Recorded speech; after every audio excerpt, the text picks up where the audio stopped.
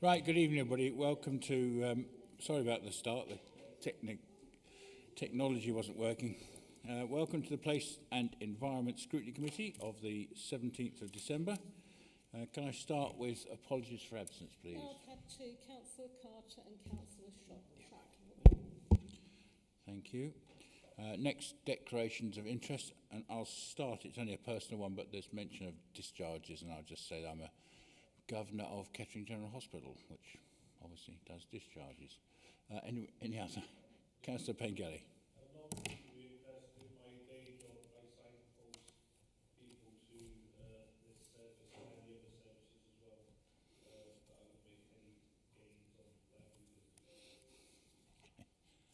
Anything else? Okay.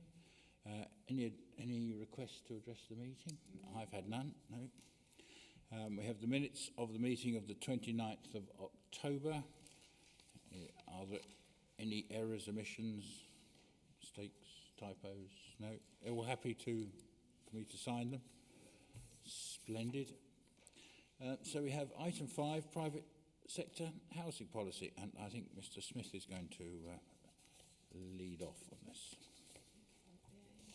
Thank you, Chair. I'm going to defer to Amy to present the report as one of the co-authors of the paper and the policy that is appended to the paper. Thank you. Thank you, Ian. Thank you, Chair. I'll give a brief summary of what the report outlines. It basically is an instruction to the new private sector housing assistance policy, which outlines both mandatory and discretionary grants that we have available to the residents of Northamptonshire with respect to disabled facilities grants, home repair grants and some other grants that we've got available.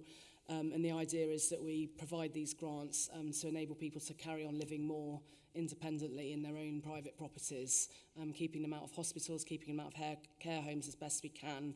What we've been able to do over the last 18 months is review our current practices, carry out some benchmarking exercises, look at what resources and funding we've got available and make use of the regulatory reform order.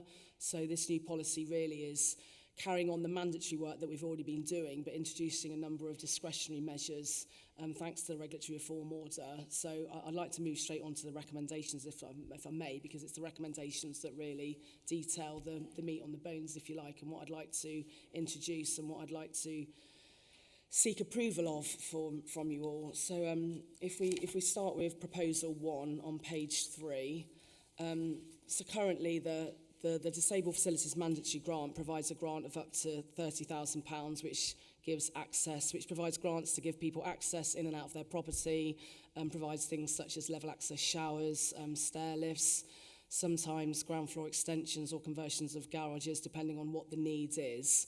Over the last 15 years or so longer, this limit has not increased at all. We've currently got a discretionary top-up of £10,000, which gives us a maximum grant of £40,000. But what I'd like to introduce under proposal 1 is a discretionary top-up of £20,000. So that would give us a maximum of £50,000 per grant to help with those complex cases that are increasing with costs and labour, which certainly would help with some of the extensions and garage conversions that we provide. So are there any questions at that point on proposal 1? I see. I was going to let you go through the whole thing and then come back and do the sections rather than break it up if you want. Yeah, do the whole thing. Do you want me to talk through all of them and come to questions? Sorry, I thought we were going to do questions. We'll break it up in the question section. Okay, fair enough. So that's proposal 1. So moving on to proposal 2, these mandatory grants are means tested, so they are designed to help the most financially vulnerable members of Northamptonshire. People that are on a passported benefit are automatically signposted through. People that are on a low income will carry out a means test, and sometimes there might be a contribution. What we're proposing in means test 2 is that we remove the means test requirements. And let me just check, we removed the means test requirements, excluding for children's applications, and there's no means test for the first £10,000. So for proposal 2A, this is again looking at the means test, and this is basically asking that we approve that parents. So for children's applications, there's currently no means test requirements. But for the top-up, there is a means test requirement, and we want to formalise that, so that we're recommending that under proposal 2A, parents are means tested for the top-up element only. Currently, they're not means tested. So that's what we're looking at introducing in proposal 2A. And with respect to proposal 3, this talks about land charges. Currently, we provide land charges for grants over £5,000 up to a maximum of £15,000. And then we provide a land charge for the discretionary amount of £10,000. What we're recommending here is that there's no land charge placed on certain schemes of work, such as through-floor lifts, stair lifts, and any amount under £200, because it doesn't seem appropriate to put a land charge on those properties, because it doesn't really add value to the property. So we're looking to remove the requirement to put a land charge on schemes of work such as those.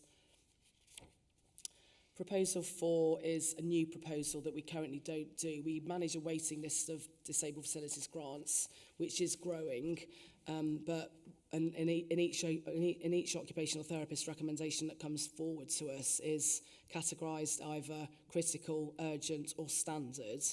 And what we're looking at doing now is being able to have a mechanism in place where we can fast track certain proposals where people need to come out of hospital quickly for hospital discharge cases, or where there's certain patients, applicants that are terminally ill. Currently, there's no mechanism to prioritise those cases, so I'd like to introduce a mechanism where we can fast track cases for those individuals. For proposal 5, this is a new proposal which we currently haven't provided before, is providing discretionary grants specifically for individuals that have dementia. So it's proposed that these grants are based on their initial dementia diagnosis and prior to the disease escalating, so that we can provide adaptations for minor works such as changing the flooring, the colouring of the flooring, the labelling of the flooring, putting in contrasting colours in the bathroom, changing things for items such as the grab rails and the toilet seats to enable them to, again, independently use their facilities in their bathroom or kitchen and such like, bring in lighting and other such measures. Proposal 9 is another new proposal, motor neurone disease. We don't currently provide grants specifically for these people. It's often too late. By the time we help these people, it is often too late, and obviously their diagnosis and their condition has deteriorated so much that we've not been able to get in there quick enough to provide the adaptation that they need. So what we're asking for here is that we can introduce this grant on the basis, we can introduce this grant earlier at the point of diagnosis, so it does disregard their earnings, and that these adaptations can be put in place before they're no longer able to work. Because what we're finding at the moment is by the time we reach out to these people, they're already living in quite difficult situations. So if we can target them earlier and remove the means testing, then the grant process can be implemented quicker for these individuals. Proposal 7 is asking to introduce an independent panel. So currently, as I say, the maximum grant available to anyone at the moment is £40,000. If we agree to the additional top-up of £20,000, that would be 50. There are still some cases that go over that amount. And currently, the way we approve those individual cases is on a sort of ad hoc basis by me taking a business case to the assistant director and the portfolio holder, and we look at it and decide on a case-by-case basis whether we would look to apply additional discretionary funding for those cases over the grant limit. But if we put in place an independent panel made up of a number of assistant directors, then it can be independently looked at and reviewed. And I can try and highlight the impacts that the additional funding that we're providing would hopefully reduce the cost towards adult social care, which is what I'm trying to do here, is keep people in their own properties and keep people out of care. Proposal 8 is looking at equipment maintenance. We currently provide a warranty for 12 months for equipment such as stair lifts in the main largely. What we're recommending here is that we extend that warranty for 5 years, which seems to be the norm and good practice against what other councils are doing. That again will save us money long term in not having to provide a new stair lift each time. We can provide a extended warranty so that covers those individuals to have call outs and repairs done if things break down within 5 years after installation. Proposal 9 is looking at a way of how we can reach out and help private landlords and housing associations slightly differently. So we currently provide disabled facilities grants for tenanted properties and housing associations, but we're asking a proposal here by way of perhaps streamlining the process if the private landlord or the housing association can provide something to us in return sooner, whether that's the provision of surveying drawings or contractors or even organising the works themselves, that we can streamline those cases quicker as opposed to putting them on a waiting list, which can take some time. And then the final proposal talks about non-mandatory works. So non-mandatory works includes things like storage equipment for medicines, certain ramps, playing facilities, studying facilities for certain children or teenagers with behavioural problems, sort of works outside of the mandatory realm, but often they're added on to existing recommendations that the OTs put forward. So what we're asking for here is if the DFG manager can obviously agree to such works up to an estimated cost of £1,000, we can deliver that within the design of the overall scheme. But any costs that come in over £1,000, then they would be brought to the independent panel so that they could make a decision more independently about the additional works that might be required for that non-mandatory work requirement, because we're seeing more and more cases with teenagers, young adults, children that have quite complex needs, complex requirements, and sometimes it is just a simple fix of providing them some safe play equipment outside, which isn't in the mandatory scope, but by providing that it makes a big difference. So if we can have the discretion, the authorisation to approve that under the non-mandatory works, then that would go a long way in making a difference to people's lives. So they're the 10 proposals with regards to the disability elements. The policy itself and the report talks about the other grants that we provide. We're not looking at making any changes to the home move grants. This is an alternative to a disabled facilities grant. Sometimes if people aren't able to have their existing home adapted for whatever reason, they sometimes are looking to move into alternative accommodation. Usually it's ground floor accommodation. They're just looking for assistance with moving costs. So we're providing a home move grant there, which would be a maximum grant of £6,000, £5,000 towards any adaptation, and then £1,000 towards the relocation costs. So we're not looking to change that. They're not really used all that much, but they do help some cases. There is a section in the current policy around a number of landlord renovation grants, home repair grants, home repair assistance grants. That's being brought forward from the legacy councils, and what we're looking for is to remove all of those grants and just replace it with one new home repair grant for a maximum of £15,000, which would cover us for helping residents in owner-occupied properties with removing Category 1 hazards and helping to make their homes safe, often providing thermal insulation, energy measures, or just removing hazards that are causing them potential harm. There are no significant risks with this report. I've obviously sought approval from legal, carbon and finance. The only significant risk would be around a lack of funding, because all of this work comes from capital funding, most of which has come from central government anyway. The home repair grants comes from a budget that's been brought forward from the legacy councils, which is still plentiful and which will last a number of years, because we're not proactively advertising them. We do deliver them on a sort of needs basis and on a hardship basis, so they won't last forever. But with respect to the disabled facilities grants, I don't see any risk in those coming to an end unless there's a change centrally from government. We've carried out an extensive consultation for this policy, which lasted for 5 weeks with the help of the consultation and engagement team. We've had a few comments, which is in one of the appendix, largely around how we're going to process and deliver these grants. Page 14 lists the internal and external consultees that we consulted with. Obviously, I've carried out an inequalities assessment and a climate change impact assessment, which illustrated no negative impacts on either of those assessments. That brings it to a conclusion, really, in terms of the reports. If you want me to go into any more detail on any of those other sections, I'm more than happy to. Excuse me. Okay, thank you for that. Yeah, that's very detailed, and it's nice to see that we're able to introduce some additional measures and some flexibility. So what I propose to do, members, is to go through the proposals one at a time for any questions anybody might have. So I'm going to start with proposal 1, which is a discretionary DFG grant top-up, which is where they're recommending increasing from 10 to £20,000. So has anyone got any questions on that one? Councillor Pengelly. Chair, I understand you're going through one piece at a time, but I think it's only right that we can make some comments on the report. Yeah, and that's what I want to do. And first thing is to say that I've dealt with your department with people coming out of Leamington Spa, and you're doing an absolutely brilliant job, so thank you for that. And the report is really, really well put together. There's a lot in the report. I've read it 2 or 3 times. But there are some comments and questions I'd like to ask. The one is on priorities for people coming out of hospital, which I think is important. As I said, Leamington Spa, people coming out. Can we do that when we come to that proposal? Because that's mentioned in proposal 4. So. Yeah, So we don't get then lost. I'll come to that one. Okay, then it's just because then I'll come on to another part of it, which I find a weakness in the report, and that is on the consultation. I went through all the consultation, read them all.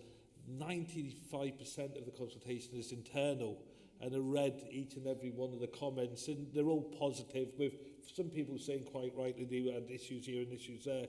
There was one person that was external from what I could see, or 1 or 2 people, one resident, and it was a resident who said, sorry for responding very late on this.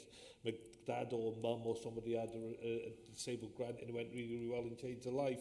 What we said, and what you said earlier in the report, was that we were emailing people. A lot of the people that get these grants on email. So I'm just wondering, have we missed something out here? Because I want to know what problems people had getting them grants. I know that a lot of people I've dealt with have said that the grants have come through really, really easily. You've been very fluid with people and things like that. But where were there issues? We haven't done enough on the consultation part. And I'm also concerned that, is it the AAZ or EAP? I got told that they weren't part of Scrutiny, but it looks like they've had a lot to say on this. So why are they part of Scrutiny when we've been told by the leader and others that these groups aren't scrutinised, and it looks like they've scrutinised this report as well. And the other 2 things I've got is on means testing and extended warranty, but we'll come later. But yeah, that's the question about the consultation, please, which there was a lot there, but a lot of it was internal consultees. I don't know if anybody else picked that up.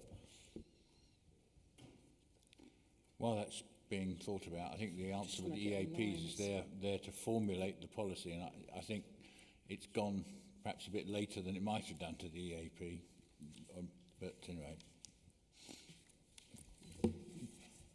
Through you, Chair. So while Amy's just trying to get online, trying to get online at the moment to enable a response to Councillor Pengelly. So the EAP is there around policy shaping. Scrutiny is around scrutinising, and this is obviously pre-scrutiny before it goes to executive. So the EAP, when it was taken to the EAP, yes, we did run through this, but it was to get their view on the general policy that was being put forward, and whether they had any views on that. It wasn't. They didn't scrutinise.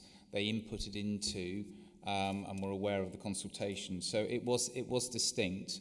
And obviously, as officers, we have to tread a careful line in terms of what we take to the EAP to make sure that it isn't scrutiny, because we know we need to also then bring it here, quite rightly so, to this forum. So it was slightly nuanced for that meeting compared to this meeting, just to reassure members. And in terms of who we did consult with, I mean, obviously I did take advice from the consultation and engagement team. We did consult with ex-applicants, as you suggested, and I suppose we were careful with who we selected in terms of people that we knew could access documents, because it was all online through the Northampton Citizens space. And we took advice, and we did provide a phone number and an email address, and we tried to reach out to those people that perhaps can't access information online. So I did take advice from that team on how we should consult and how we can reach out to people. And obviously through the internal consultees as well, through the housing directorate, through adults, through children, through care and repair, through residents. I feel we tried to reach out to as many people as we could, but we didn't get that many responses. So it was advertised. It was only the individual properties that we wrote to. So, but all those people listed under 7.53, they were consulted on, and I asked them through their lines of work whether they wanted to consult with any of their stakeholders, with any of their residents, for any of their people that they work with. So we did try to maximise the consultation as best we could. Okay, thank you. Is that on the general paper? Yeah, splendid. There you go. They're misbehaving tonight. Right, can you hear me? Lovely, thank you very much. Thank you for the report. Yeah, really, like you said, a lot of good detail in there. I guess I did also have a query about the consultation and wanting to know more about like what past users had kind of experienced. I will be holding with me, and I have done throughout this whole sort of report, a particular case, which I'll probably bring up a couple of times, of someone with motor neuron disease, especially while this is quite pertinent to the report. But they weren't eligible for any support, and they died without getting the support they needed. I believe that they might have been in a temporary accommodation. I don't know if it was, I think they might have been a tenant, and so I don't know if from that perspective they weren't deemed eligible, but essentially they needed a support to get a shower downstairs, and they weren't able to climb the stairs, so they lived a very poor quality of life until the end.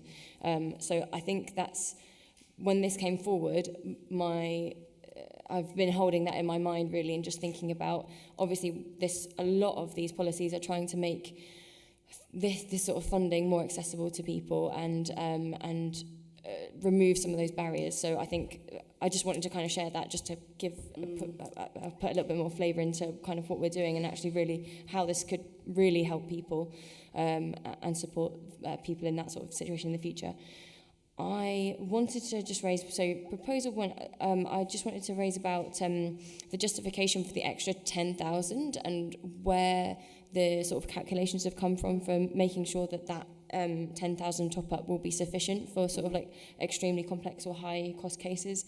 And if there was any sort of plans for monitoring tracking the applicants who are turned away that exceed that cap as well. Thank you. So in the PowerPoint that I delivered to the Executive Advisory Panel, we did illustrate a table in there from some benchmarking that we did of the other authorities, both within the East Midlands and further afield, of what their top-ups were, particularly looking at other unitary councils. And the average top-up was probably more than 20,000 actually, but we felt, based on the number of cases that we've delivered since the 1st of April 2021, I think there was 28 cases altogether that went over the threshold, and I took an average of what the additional cost was, and I feel that 20,000 on top of the 30, giving a maximum of 50,000, is enough to deliver the grants to those few cases that are expensive and that do go over the top. Some unitary councils provide quite a lot more, but then that eats away at your budget. So, and we didn't want to open the floodgates necessarily. We can review that. Obviously, this policy will be reviewed probably later on next year, but that's how it's calculated. And as Ian says, we've got the independent panel for those cases that do go over 50,000 to get looked at, to get a decision on whether we can spend extra on those cases that go over. I think the portfolio holder wanted to come in from... Yeah, I was just going to apologise for being late. Unfortunately, I had 2 meetings at the same time. The level of top-up, as has been said, was averaged out, and with the board that we've created to actually look at ones that are over the grant level, then that will speed, the aim is to speed everything up to make sure that those that are over the limits that have been set are dealt with quickly. I suppose that every extra 10,000 is 10,000 that can't be spent on somebody else further down the line. Councillor Nicholl. Thank you. Completely agree with the last point in increasing that accessibility. But I just wanted to focus on something you mentioned at the end of your report, and you spoke about how a lot of the funding is obviously reliant on central government. Now, how can we ensure the long-term procurement of this funding, and if so, is there any contingencies in place if this funding is reduced, for instance, in the Better Care Fund, for instance? I think the money comes from the Better Care Fund, and actually year on year the allocation that we've been given from central government has increased. It has increased year on year, and it has increased it was the same the years leading up to the COVID years, as I call them, stayed the same. But since 2021, our allocation has increased each year. And as far as I know, for the last 15, 20 years or so that I've been working on this, there's never been a case where central government don't provide this funding. Some councils provide additional money through their reserves or through their own capital funds, but we do have more than enough with what we're allocated to deliver the service that we're doing. Thanks. Does that answer your question? Yeah, that's fine. Thank you.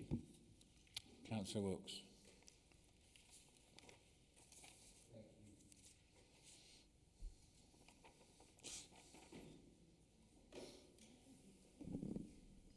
Thank you, Chair. Just a bit of clarity. Two things. One for my own, just to improve my own knowledge on this. So the funding that we get from central government, you're saying, is enough. So is there a surplus, and we keep the surplus? Yes. So previous years there's been quite a lot of underspend each year because we've not spent it because the demand is increasing all the time, but we have got underspend from both the legacy councils, and year on year we still have an underspend. So that's why we've introduced these additional discretionary measures. So we've never overspent the budget, and obviously I'm carefully monitoring this budget month in, month out with the budget manager, with our finance accountants, to ensure that we don't go over. This report and this policy is all subject to funding available. So we'll always keep to the mandatory grants that we have to deliver. All these discretionary measures will always be subject to funding available, which I forecast that there will be enough. We have got quite a lot of surplus from the last few years, yes. I don't know if you want me to go into the figures specifically, but we have enough money. Okay, I suppose, because the concern always is if the fund, it's great that we've got a surplus, that we've got a pot, but if we start spending that faster, I appreciate that when the funding runs out, but of course if you're the next applicant that's applying and the funding's run out because we gave extra to all of the previous ones, then clearly that starts having a negative impact on the ones that return. You said that there's 28 cases that would have gone over, but that was since 2021. Since April vesting day, that was 1st of April, yes. So ballpark, what do you expect it?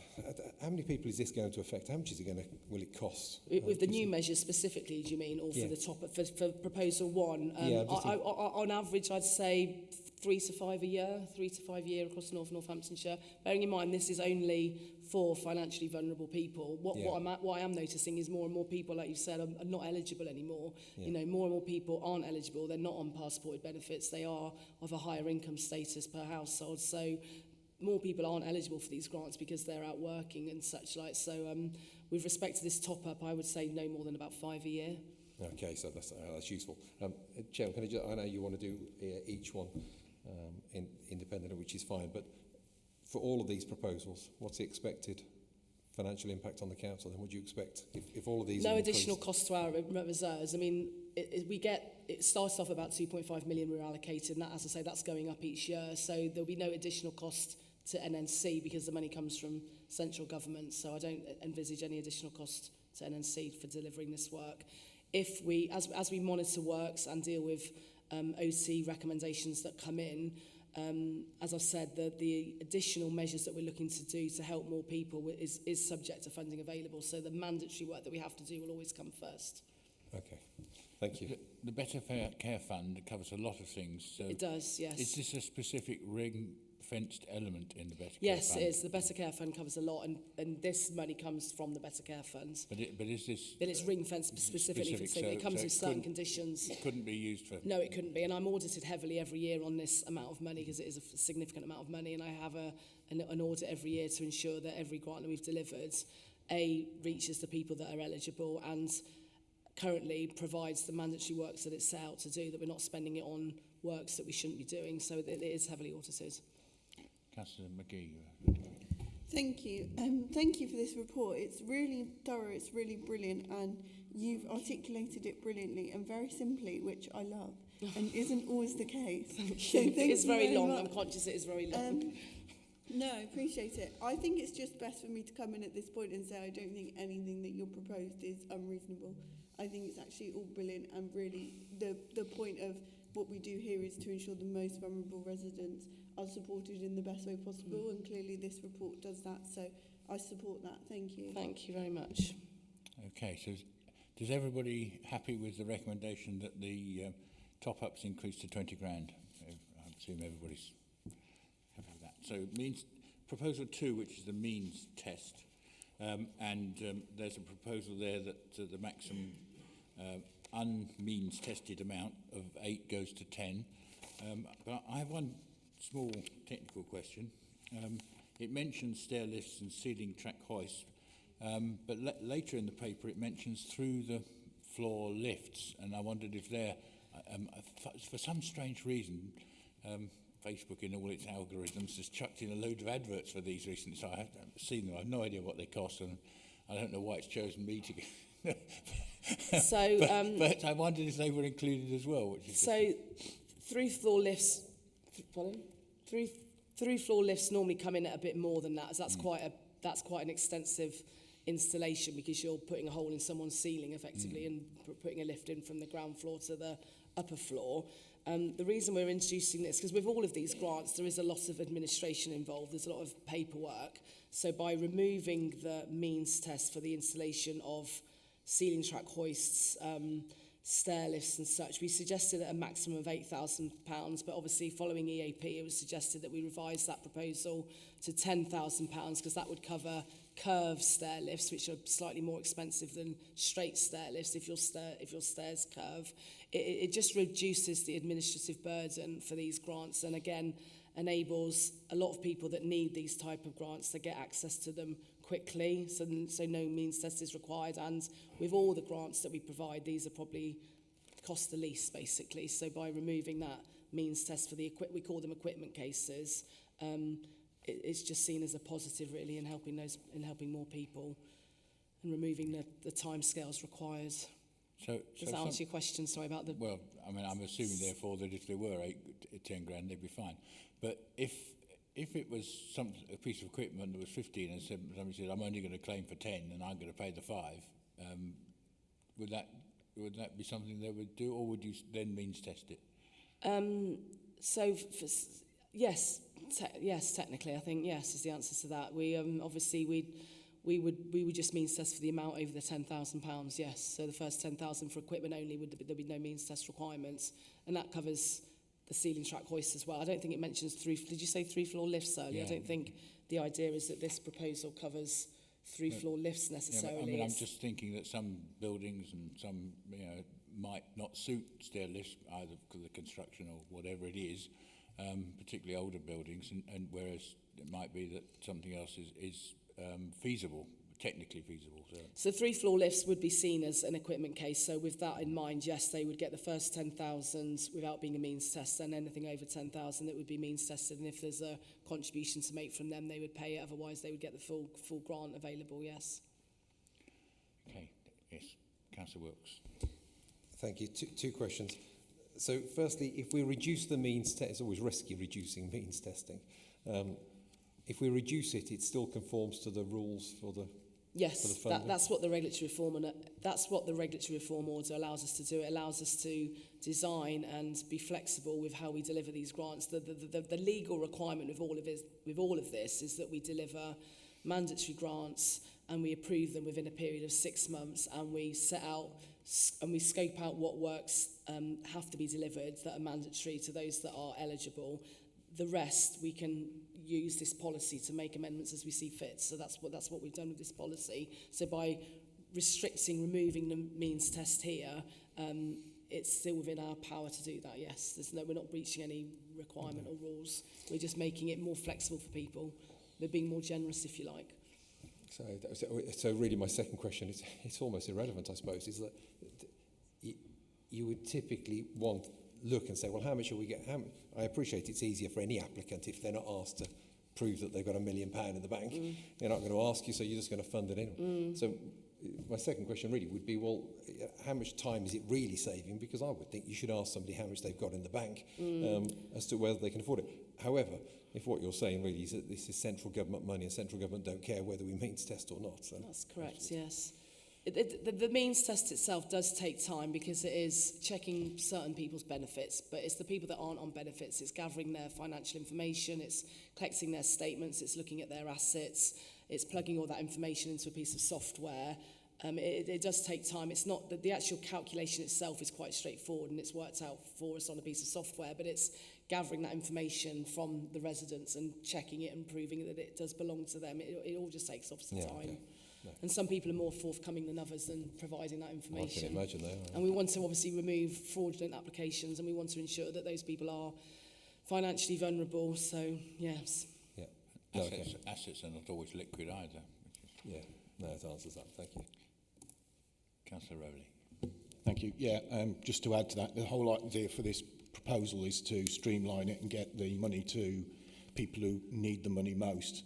So by removing the means test or raising the mean testing by another 2,000 means that we can get the money out quicker to people than spending a lot of time doing bank checks and etc. on people who aren't on benefits. So it makes sure the money goes where it's supposed to go, and we hopefully spend a bit more moving forward to make people's lives better. Thanks. That just makes sense. Can I just ask a question? So, I understand that we can just get money out quicker. That makes sense. Saves time, saves, which is all fantastic, unless the money runs out, of course, in which case suddenly we've been giving money to people that should have been means tested. And so what's the mechanism for revisiting all of this should the money run out? If central government suddenly halve what they're going to give us, what's the mechanism? I'm just saying, let's say it's fine that it's been increased every year for the past however many years, that's fantastic, but if it reduces, what's the mechanism to revisit this and say, actually, we would review this, we review all of our work monthly anyway, but we would just revert to doing mandatory grants only. We would be able to provide any of these discretionary measures. It would just be the mandatory grants for those that are most in need for certain requirements, access, level access showers in and out of the property. All these other proposals we wouldn't implement, we wouldn't be able to carry out as if the funding's not available. Thanks. Okay. So are we all happy with the... Oh, sorry, go on. Yes. Appreciate it. I just wanted to ask about the amount as well, and just bear with me. Let me just go back. So with regarding to the increase to 10,000, this sounds in theory like completely fine, but it's been worked out based off the cost of the stair lift. The curved stair lift specifically, yes. The curved stair lift, one. The curved ones usually come in at just under around... Most normal straight stair lifts come in between about £5,000 to £7,000. Curved stair lifts usually coming up to about £10,000, and they're still classed as equipment. Okay. My query was kind of just a case... I suppose if we're reviewing this in a year or so, this probably isn't going to be as relevant, but I guess it's just... I mean, in terms of inflation and things like that, are we factoring in that may not in a year's time cover that, or I don't know? Hopefully that's what we need to review, absolutely, yes. We will need to review the costs. I mean, labour costs and material costs are increasing year on year, which is why, going back to proposal one, we need to increase the discretionary top-up for some of this work. Exactly, yeah. I just want to check if that would have been sort of like factored in, or if we thought that would be enough, but it sounds we like need probably... to review it. I think we do need to review it in 12 months' time. Okay, right, thank you. Okay, so are we all happy with that? So 2A means testing, and this, I think this is actually a little more complicated. It is a little bit more complicated. So this is regarding the top-up. So currently, people that are passported through or automatically eligible for the mandatory amount will automatically be eligible for the top-up amounts. With children's cases, children are automatically eligible for the full £30,000, and the current policy allows us to provide a top-up without a means test as well. What we're noticing across Northamptonshire now, that perhaps more and more, some children's cases, the parents perhaps could provide the top-up. So we're asking that we means test the parents on children's cases for the top-up only. So children will still get the 30,000, but for the top-up, we're asking to means test the parents. So again, the most financially vulnerable families won't have to pay anything, but the more affluent families that perhaps could afford, the top-up would pay for the top-up. So that's what we're asking for here, is to means test the parents on children's cases only. I think that helps to clarify it. At the alternative recommendation, at the end it says a land charge for the full amount will be applicable in all cases. So that's whether or not they've got top up, and whether or not they were... So we put a land charge in place now on all cases, and we recover Including that if the mandatory, conditions are breached. But if it isn't agreed that we means test parents, we would still put the land charge on the properties anyway. Because there's been a few cases, sadly, over the years, and I'm talking years back now, where you've spent a lot of time and investment on surveyors' time, contractors' time. You've put in an extension for a disabled child, then they've put the property on the market and they've moved. So that money that we've spent, public money, on providing a child's extension, and they've not used but we've been able to recover it from local land charges when they've sold it. I mean, you can take a stair lift with you, but you can't take an extension with you. But what happens if the child dies? That's unfortunate. Then we don't recover the money in that respect. No, unless the property changes ownership at a much later date. But if the child dies, then we don't recover the money, because we would expect the family to stay living there. Well, but not may always. or may not Yes, depend. we don't always find that out either. Sadly, No. we don't always find out. It doesn't normally come to our attention until the property changes ownership through local land charge checks. But if it's the case that someone's died, then that's different. Yes. Yeah. It's only because it's not mentioned. Anyway. Councillor Pengelly. Yeah. When we're talking, this new policy you've put in is one that concerns me more than anything, because what do you see as being where you start hitting somebody for money? What amount of money do they have to be on? Because is it £20,000 a year, £30,000 a year? Do they have to have this in the bank? Yeah. There's no figures to tell us what you'd be looking It's for. not that clear cut, unfortunately. It has to be clear to us, I because know. what will happen is this will go through tonight, and then in 2 years' time, somebody will say, well, Pengelly, you voted for that. And I want to know what I'm voting for. So we need to know what that figure is when your means test and what you say. I tell you what, Mr. Pengelly, this is what you have to pay. So the calculation is quite complicated, because that's a common question that's asked. What is the earning threshold that someone has to earn to make them ineligible? But it all depends on the age, because the older you are, the way the calculations worked out is the less that you have to fund yourself or your family. So for younger families... Children. Yeah. For children, so it's in the calculation is a piece of software. So for children, they're automatically eligible. Children's cases, they're automatically eligible for the full £30,000. So for what we're proposing for the children's top-up that the parents have to pay for, it would depend on their parents' combined earnings, yes, the age of their parents, and how long it is intended that child would live for, from the age of 8 to whatever. And it's difficult for me to explain the calculation because it's a piece of software, but it is calculated in a fair way. But there is no threshold, though, because it does take into consideration elements of their savings, their pension. There's other things that it looks at, not just what they earn, if there's any other investments that they've got. Do you see what I mean? It is difficult to answer that. What I want to know is if it's somebody working in British Steel on a half-decent wage, and his wife works at, say, Golden Wonder or whatever, they're on half-decent wages, not a great wage, will they be hit by this or not because they're working? That's what we need to know, and that's what I'd like to know. I mean, the same means test calculation would be applied to them, yes, and it's looked at what they could afford to repay, because part of the calculation looks at borrowing as well. So obviously someone on a sensible combined household income, if the calculation works out, well, they could perhaps afford to borrow money from the bank or from elsewhere, and they can afford the repayments of a loan. So all those considerations are taken into the calculation, but it is designed to assist the people on the lowest salaries. But I can't say it's £20,000 or £30,000 because it doesn't calculate that. I'm sorry, I can't explain that any further. No. It is difficult to explain the means test calculation. Presumably this is a nationwide piece of software. It's nationwide, it's called FERRE. It's a nationwide piece of software. All councils use it. It does get updated every year in terms of, it calculates what they believe the average family expenditure should be, and the income. Obviously that does change depending on people's personal choices around holidays and cars they drive, etc. But it works out a figure that the average family can afford to live off, and that then works out what financial contribution they could afford to make against their income and what the average expenditure is. Obviously everyone's expenditure is different depending on personal choices, but it is a national piece of software that works all that out, yes. Okay. Councillor Coleman was first. Thank you. Through the chair. Yes, it is a very thorough document. When I was reading it, I came up against a few terms I didn't understand, so I Googled them and had a look. Right, so I discovered passporting. Right, now this concerned me, and this covers over several of these proposals, and it kind of links in with what you're saying. Because if a passport benefit immediately gets passed and it's not rechecked, how do we know the circumstances haven't changed?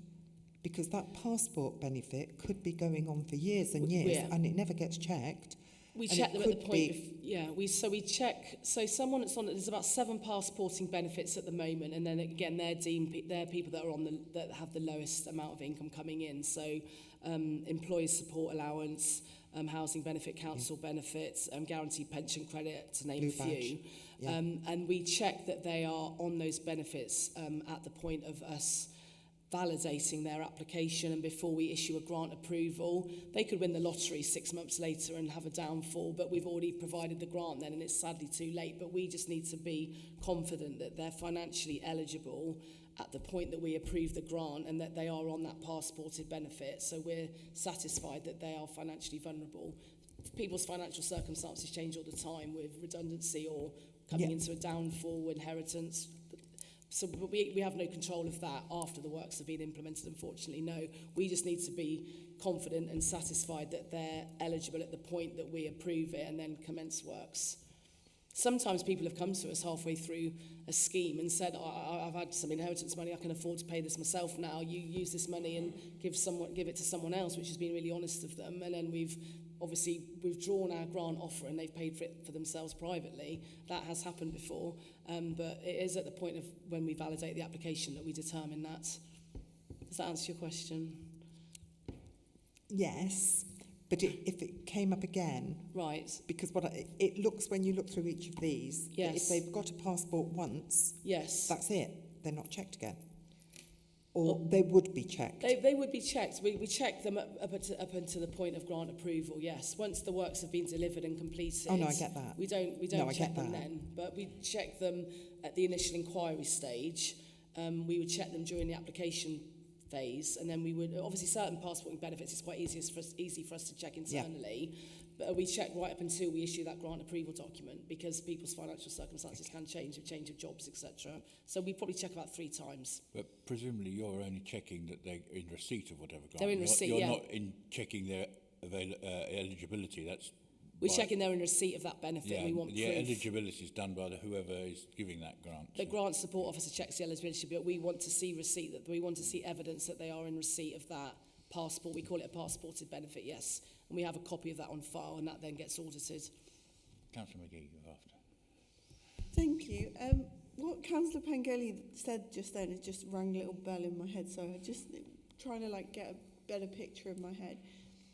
For someone to want something from you in this, they have potentially a child with really high needs. So a moment ago when we were talking about 2 people working who have a sensible salary and how much they could afford to live on, if you have a child with high needs or a young person in your house with high needs, I imagine that's actually very expensive. So even if you have a sensible salary, I imagine the resource, for example, what if they pay for them to go to certain groups, or they need a certain kind of sensory thing, or they, these kind of things don't come cheap, I imagine, for a family with a child or a young person with high needs. So would that be taken into consideration? Because actually, it may look like you have a sensible income, but by the time you've given that child a decent quality of life, actually that income could be significantly reduced. So that just kind of worried me a wee bit. Often through experience I've seen families that do, if they're on oxygen or if there's other equipment that they need, they often do have access to other funding available outside of DFG funding, but it is the same ferret calculation that is applied each time, and it is that calculation that considers the average amount of what someone needs to live on.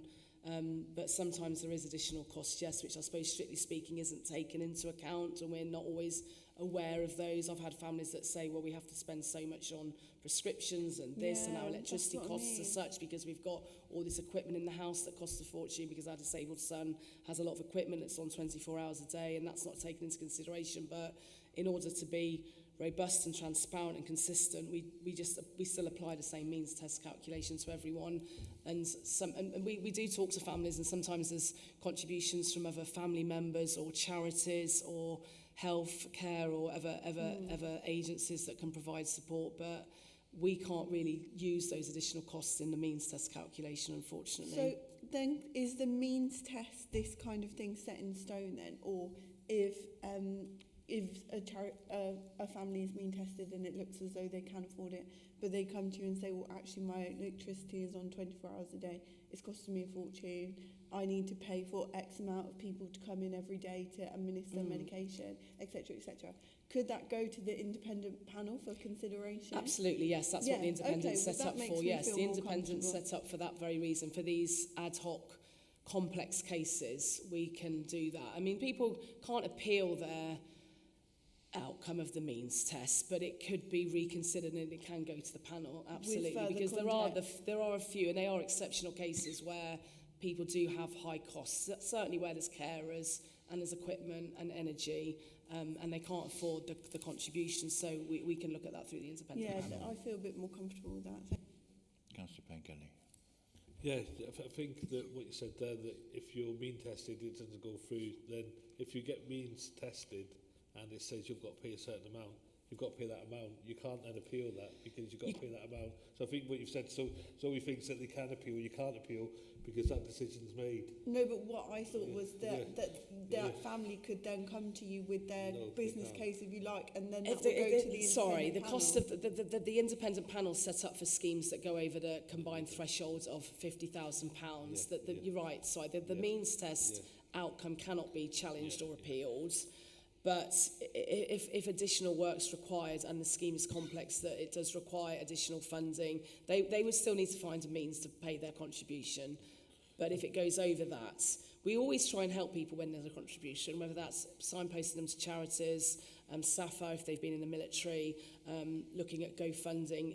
People seem to pull together when they have to make a contribution. There's not many people that we turn away. Sorry, I didn't think I answered your question clearly then, but if the cost of the works goes over, then we can go to the independent panel, yes, but not for the means test contribution, no.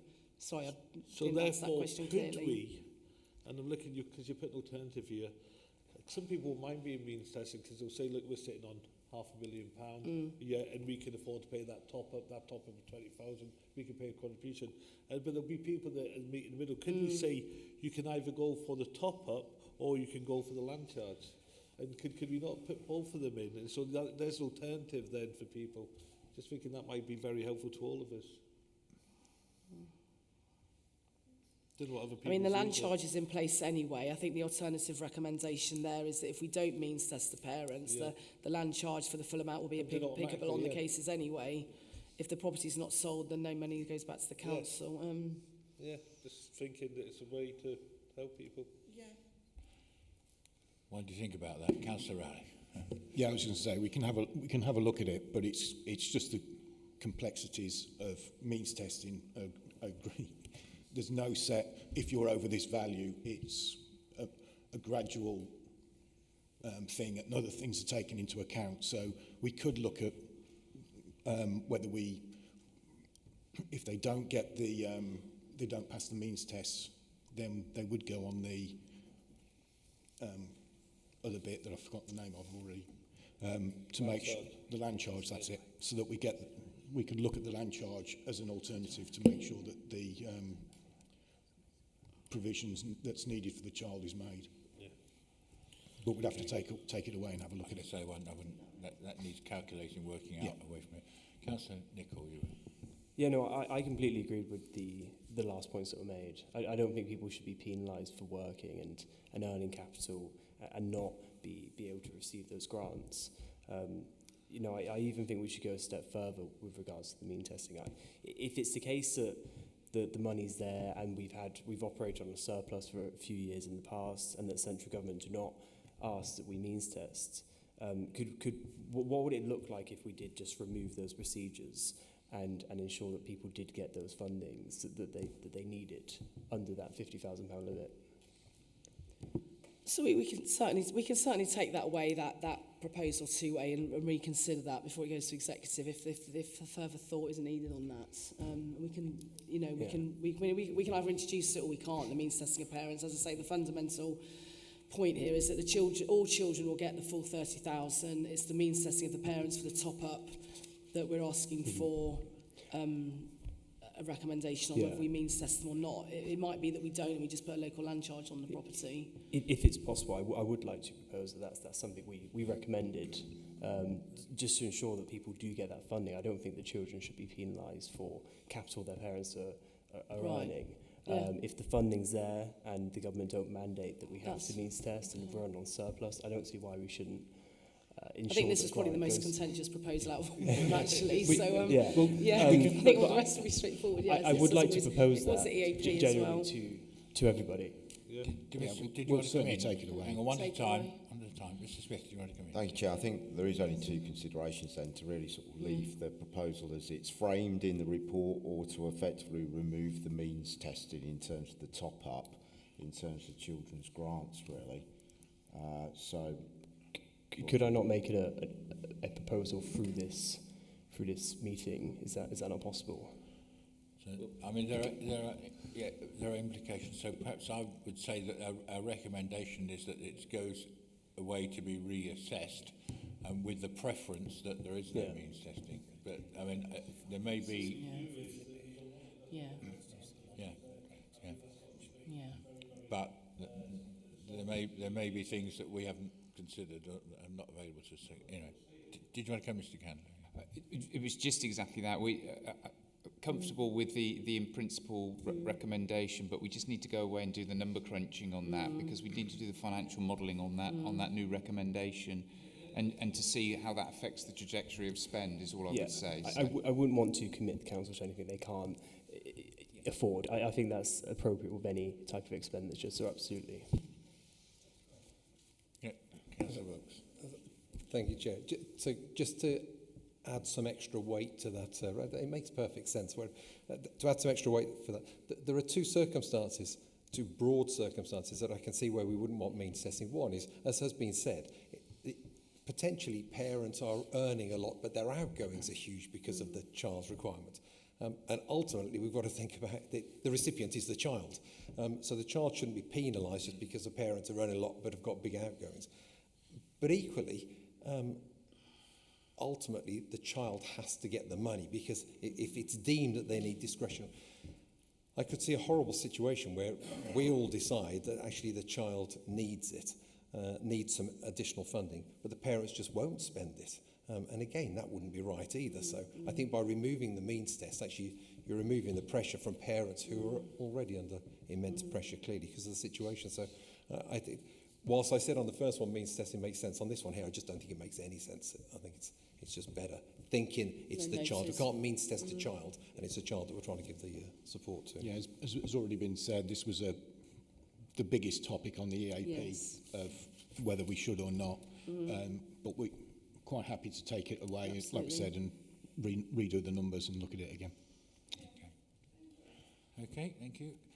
Next one is 3 land charges, which is an extension of what we've just been talking about in a sense.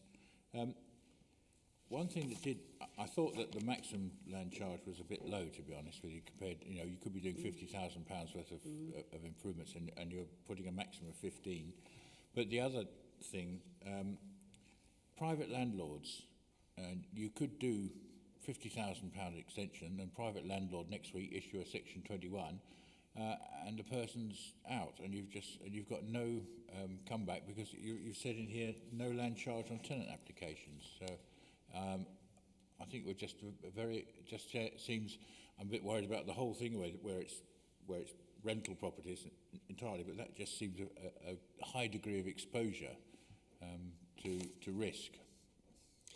We don't provide that many grants for private tenants. For housing associations, it's a safe bet, really, because we know that they're going to stay there. And when that person's moved on, there's usually another social tenant that moves in and makes use of that adaptation. I need to go back to the legislation, because I don't think we're allowed to, forgive me for not knowing the answer right now, I think I need to check on why we don't provide a land charge on a private rent, because we've never done that. But I think there was a reason for that. So may I come back to you on that? I think I know the reason. Do you? If the problem you've got with doing land charges with private landlords is if the landlord doesn't want the land charge, the applicant doesn't get the grant. So that's as it stands like that. So we want the applicant to be able to have the grant. So we need to take away as many obstacles as we can to allow them to get the grant, but still protect the council's money. So I suspect when we look at it, that's one of the reasons that we've done it, is that we don't want to restrict tenants and private landlords not being able to get adaptations to their houses. That does, I think that rings bells with me as well. Yes. Just seems a high degree of risk to the council. I mean, I can understand that, you know, we want the people to have the adaptations, but it just seems a high degree of risk. Councillor Yeah, if you could forward to us, please, over the next few days, there's a big list of who will not be paying land charges and why you wouldn't get a land charge, but there's very little on what you would be paying a land charge on.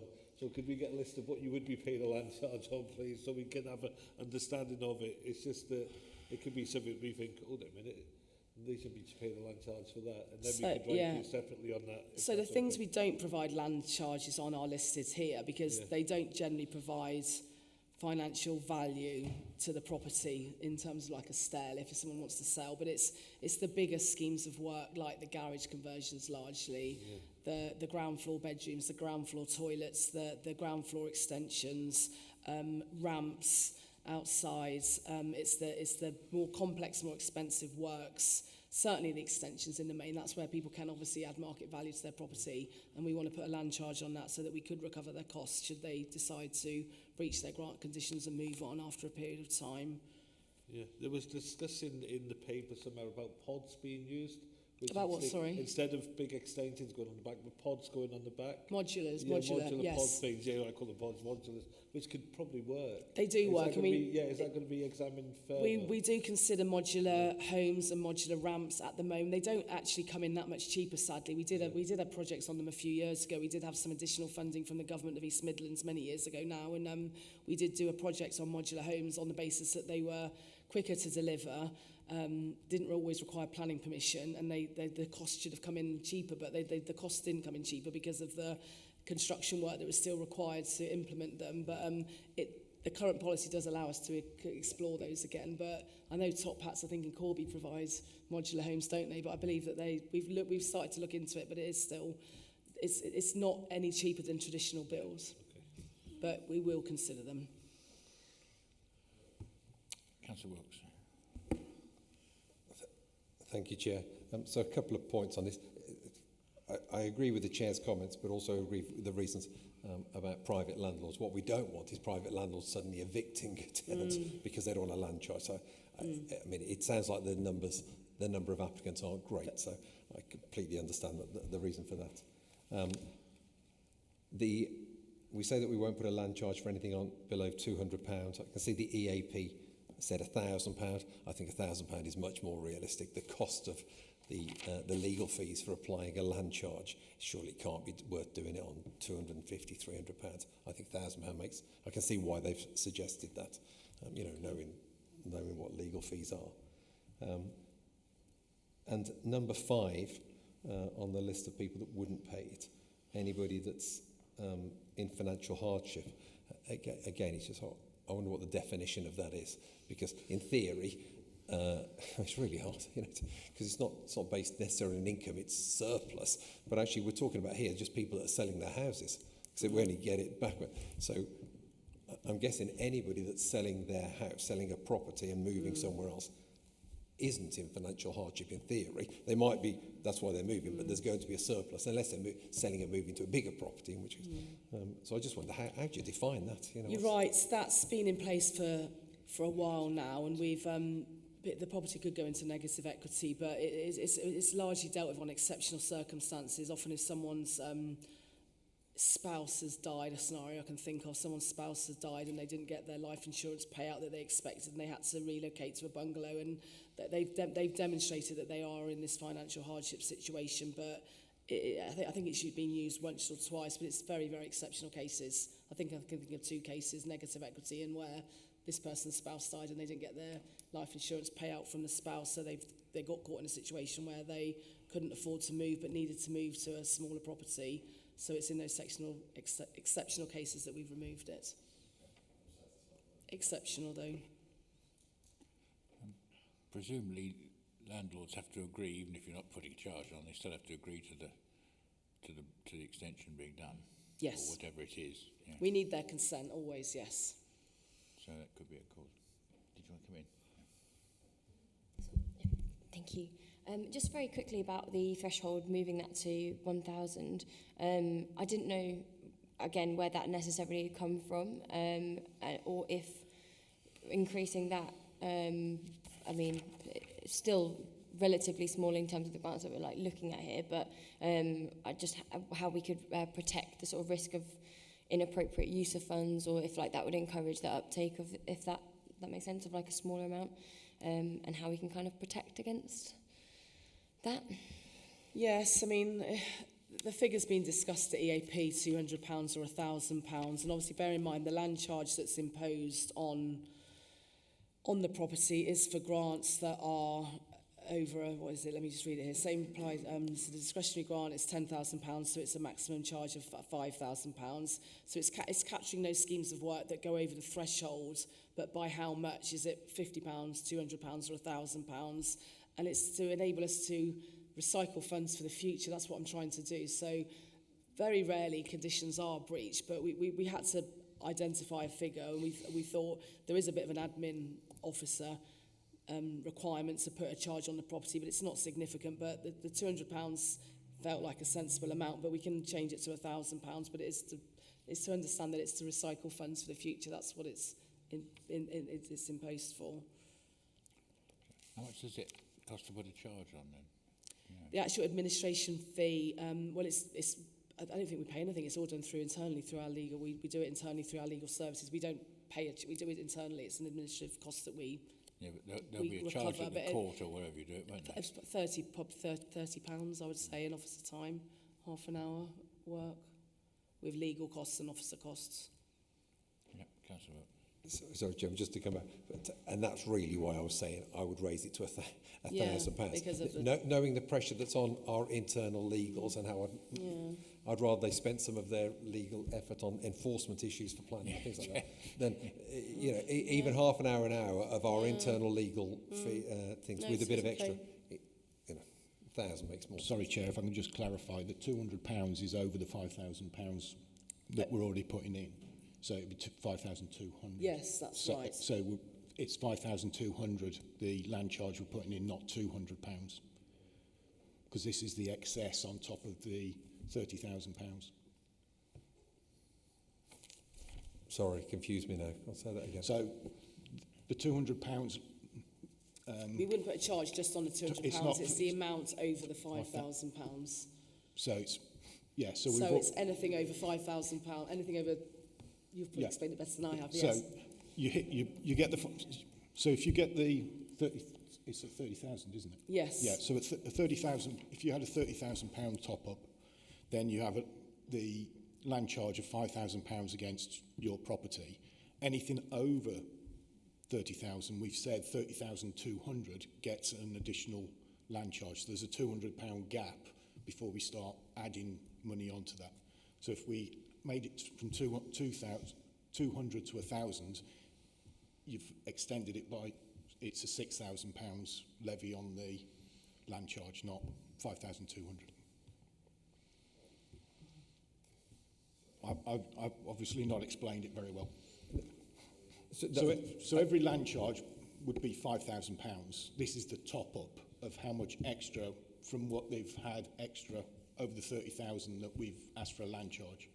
But we start the clock again up to over £200. So if it's £30,050, for example, they only pay the 5,000 land charge, or have the 5,000 land charge. It has to go over £30,200 at the moment before the land charge is increased, taking into account the additional grants that were given.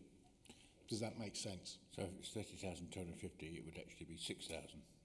Yeah. If we extended it from 200 to 1,000, it would be £31,000 that the top-up starts. Anything over the first £5,000, Yeah. up to a maximum of 10. So it's 15 for the 30, as it says on page 4, it would be a maximum charge of £10,000 from 5,000 up to 15. It is quite complicated, the land charges element of this. Ringing on my watch, Mark. Apologies, I can't turn that on. Okay, so are we happy with that 1,000 and So £1,000. all the other recommendations in at the bottom, where page 16 in our paper, but might be helpful if we add in that thing about a number 6, that if somebody dies, then that's waived. Then if you're going to put just to make clear.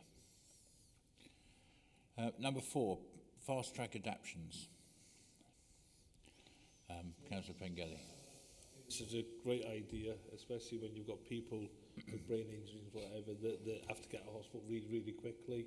And I was really, really impressed by, on the few cases I've dealt with, 3 or 4 now, on how quick you do it. It's just absolutely brilliant. What I want to know is what the effect this will have on, and what is the waiting list right now? I know you're saying that the uptake isn't great, but if I had to put in for disabled adaptation today, how long would that take to go through?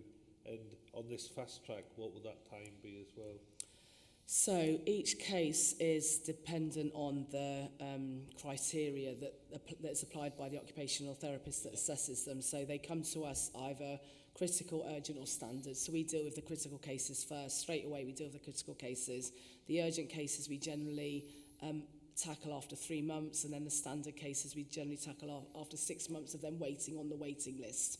The waiting list over the last 18 months has fluctuated, but it ranges from, it was as low as 16 a couple of years ago, but it has increased to about 66 more recently. But it's also down to staff resources as well, and officers that I've got available. We've obviously had an external architectural consultant working with us over the last few years, but that contract's come to an end. I'm just going through my restructure at the moment, and I'm implementing more resources and another senior surveyor. So I'm building in more resources so we can provide all of these grants more quickly. But the whole process from start to finish is anything from 3 months to 18 months. But it does depend on whether planning permission is required, whether you're critical or standard. So if you're critical, you will get dealt with straight away. But then if you need an extension, you've got to still wait 2 months to get planning permission. If you need a stair lift, it can be done in a matter of weeks. So there's a lot of factors that determine how long each grant takes to get delivered. Yeah. And the final point on this is, but with this particular bit, it would be even quicker. Yeah, in the paper you talked about occupational therapists have to be our own local authority and not private ones. But would we accept occupational therapists from other councils that look and say whether it's Coventry, if we do. Hospital? We can do. We just need, as part of the legal requirement. Because you know yourself, occupational therapists. And people pay. Some people pay, but there's a wait for people to be assessed by the occupational therapist. So those that can afford to, that want to, they will pay for their own private OT, and we'll accept that. We just need to have that medical assessment done before we can carry out our works. Yeah. I said I'm a governor at Kettering, and if you talk to them about discharges, the first thing they'll say is OTs and councils, social security. Anything else like pharmacy or discharge letters, no, that's not a problem, which it is. They all say straight away. So, how much of a influence can we have on discharges? Are they safe discharges when there's a critical need? We can have a great influence, I believe, because there's people currently that are obviously bed blockers caught up in hospital that can't get home because they need a ramp. They need a ramp to get into the property, and some of these cases currently are on this waiting list, and we have a rigorous process to follow in terms of when we access them. If they're only assessed as urgent by the occupational therapist, but the hospital won't let them be released to come home because their property is not saved, there's a problem there. Whereas if we can implement Proposal 4 and fast track them because they need to come out of hospital. We've got no mechanism to do this at the moment. The existing policy doesn't allow us to do this, so they can come out of hospital straight away. They still need to wait for the works to be done, but we can treat them ahead of the critical cases because we need to free up beds. It has a benefit elsewhere, you see, on health. That's the whole purpose of this, is to make benefits and savings elsewhere with adult social care and with health. We're looking at But we've not obviously implemented this yet, so how long it will actually take in practice, I don't know, but I'd like to think as quickly as we're able to. Because you can't put a stair lift in overnight, so quite yet. So there's still, there will be that pressure, but obviously it's a... If the contractor's available, it could be done on the next day. I'd like to think for a stair lift, but obviously a more complex scheme like a concrete ramp, then that would take a number of weeks. Yeah, but it's good to see it's been worked on. Yeah. All happy? 5, dementia grants. Anybody got any comment? I think we're probably all going to be pleased to see this. And then we've got MND, again, same thing. The only question I had, the last sentence in the top section, it says ensure adaptations come in place when they no longer work unable and disregard their earnings. What about savings? Because somebody, somebody may have quite significant savings, but you're disregarding their earnings, but they may well be able to afford it themselves anyway. That will come into play with the means test. That does come into play. The savings is considered, but obviously their savings potentially would be diminished and used up quickly if they're unable to work. What we're trying to say with Proposal 6 is that we don't carry out the means test whilst they're working, they're passported through. Yeah. I mean, it reads that you're disregarding the earnings, so what else would you have normally in the means? It is only for works up to £5,000. So again, it's to provide those minor adaptations quickly, so that they're not significantly negatively impacted within their own home. Anything more complex would come at a later date, but it would just be for the immediate installations, adaptations that they would need, up to a cost of £5,000.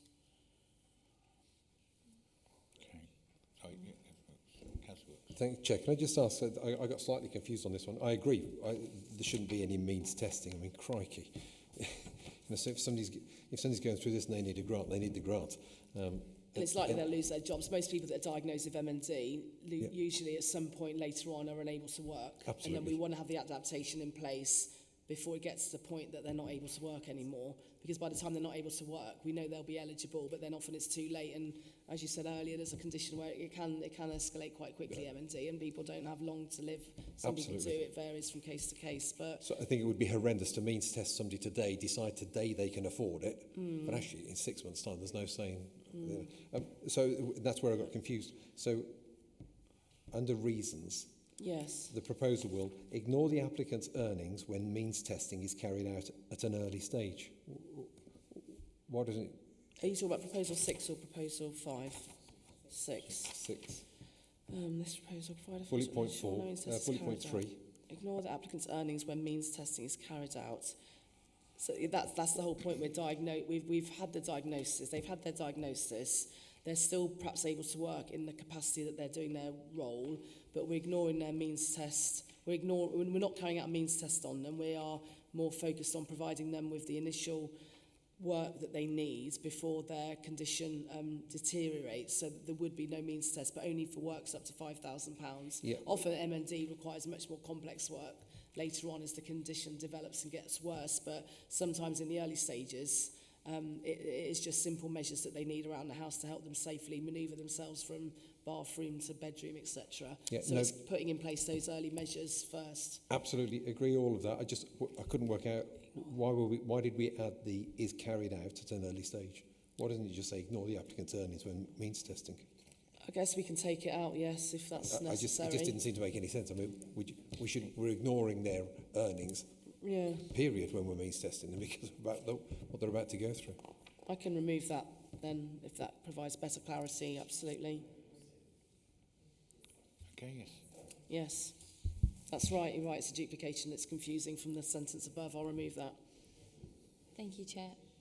I think this might also, because I don't think this really makes sense for me, because if you're doing a test, especially if you're trying to catch things as early as possible, people may not necessarily know what adaptations they won't need at that point. And like you say, it probably will come down the line, but if you don't necessarily know, and you might need some expensive adaptations down the line, that's really hard to, It's to really sort complex, of do. yes. But realistically, you're not, like, at any point, you're kind of just sort of saying, well, we can't really utilise means testing. So I guess that doesn't really make sense to me. And I guess I'm also thinking about this MND case where they needed, it was about £20,000 they needed for this adaptation, and they couldn't get it. And I guess Is that because of their earnings? Because if they're out of work, they're likely. It usually gets they covered at a definitely later weren't date. working at this point. They were, sorry. They definitely weren't They working. weren't working, but they weren't financially eligible. I mean, was that because of high savings? I don't know maybe? if it was financially eligible. Maybe. I don't know if it was, but I mean, quite frankly, I'd probably like to connect you guys with the family to see if we could just work through what happened, and because I don't know if we talked to people who weren't eligible or didn't get followed through with the grant, because I think that's actually exactly who we need to be talking to. But yeah, I mean, especially when it was sort of saying like it works up to 5k. What I'm trying to work out is how would they have been eligible, because they were the people in need basically, and at what point, like, how did we work out how to help them? But yeah, I mean, for me, it doesn't make sense to have the means testing on this if we're... It is at the early diagnosis, so this means test is at the early diagnosis, and it's to provide more minor measures and implement and installations within the property. The more, as soon as someone needs ground floor accommodation and more complex requirements around bathroom, toilet, whatever it might be, that normally does come at an additional cost, and by that point they're not working, they are likely to be financially eligible. We can put it in them, but the purposes of this is to put in the minor installations sooner before their condition gets worse. Sure. Okay. But then surely that would more likely come under £5,000. Yes, the minor works, absolutely. The Yeah, that's minor why there's no works. means test for the works up to £5,000. That's what it's saying. There'll be no means test for works up to 5,000. This is for purely early diagnosis, so this is like Yeah. a ramp to get in, because Right, they yeah. know they're going to need a ramp to get into the house. So get it in Low early threshold. before they're in a wheelchair. So when they are in a wheelchair, they've got access, and then they can look at the adaptations they need for the home moving forward, and apply for the full grant moving forward, which has been raised. So I don't know the circumstances of the case you're talking about, but the grant is now £30,000. So Sure. it should cover all eventualities, bar probably. Well, we've had three cases where it's been over 30,000 this year that have come to me for approval. Okay. So that's all we're That's looking what at. we'll be looking Yeah. at. So the basic thing is that if you're in receipt of an early grant, it doesn't disbar you from coming back for if your needs change for a further grant. You can have a second grant Yeah. later on, But yes. I And you'll suppose be we're, assessed. we're on the radar then, And the mandatory element would kick in then anyway, because the mandatory works that you require would come into play then at a later date when that they've got the ramp, but then they suddenly become in a wheelchair, they need ground floor access, ground floor bedroom. By Yeah. that point, we would give them the full mandatory grant anyway, and they would be eligible because they most likely not going to be working at that point. Yeah. But if someone does, going back to someone that does have a lot of significant high savings, then obviously that then gets picked up under the means test again. So at that later date, if someone does have £500,000 more or whatever in the bank, but there's not a finite figure I can give you because of the way the means test is calculated. This just stops the wait It stops the wait. It's to Exactly, help people at yeah, early to help doors, people yeah. early on. Wait, Yeah, they yeah, don't have to I'm with you. wait to work out what they do need. They can get this, so they know they're going to need this, they're going to need that, and then they can look at the whole picture later. Right, yeah, I'm with you. No, thank you, that's clarified it, thank you. So I assume we're all happy with the proposal 6G. Number 7, independent panel. Again, I think earlier comments. The only thing I would say, presumably there'll be some terms of reference and some criteria for them because they're not here. So, but presumably they will be arrived at some stage. Yes. Come on, ladies first. Oh, just very quickly, it was my only query really was just around. Firstly, I think it's a great idea. I think it's grand. But I just would like to get more information about who would be sort of elected onto the panel and how that. Yeah, exactly how that would work. Yeah. So Did you have the same question? Yeah, right. So it'd be the suggestion would be the independent panel would be outside of regulatory services, so there's no potential conflicts. It would be the Assistant Director for Children's, Assistant Director for Adults, and then the Councillor Rowley as the portfolio holder for housing, but 2 independent separate assistant directors, so it'd be 3 people on the panel. On this bit. So there's 2 officers, one councillor.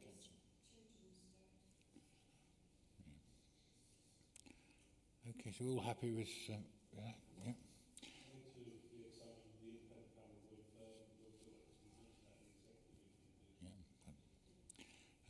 And then proposal 8 is equipment maintenance, and I think this makes sense because I'm sure that if you've been means tested, you probably might balk at paying for some of the warranty prices, and to have that security and ensure that it's there is sensible to me.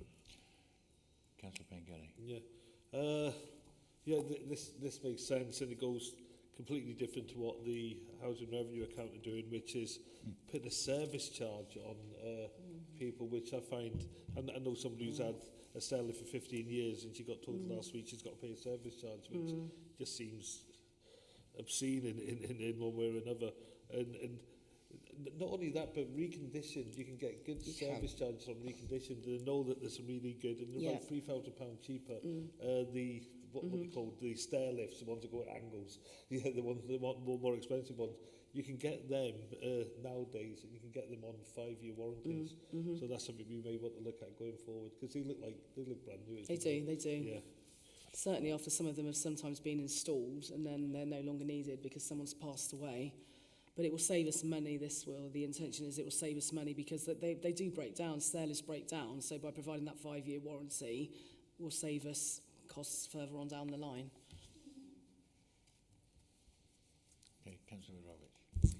Thank you, Chair. I think it's brilliant. I think it's a really good idea, and the only point that I was going to make was actually about if we could really instill and make part of process sort of some client education in terms of making sure that they are aware that we didn't have to do this, but we've gone the extra mile, as even just sort of saying for them that sort of thing, but really make them feel like that this is appreciate the fact of that 5-year warranty, and make sure they understand that after that it's sort of their responsibility, just so that we've kind of protect ourselves and sort of take that proactive step to make sure that they're aware of their responsibilities really after that time as much as possible.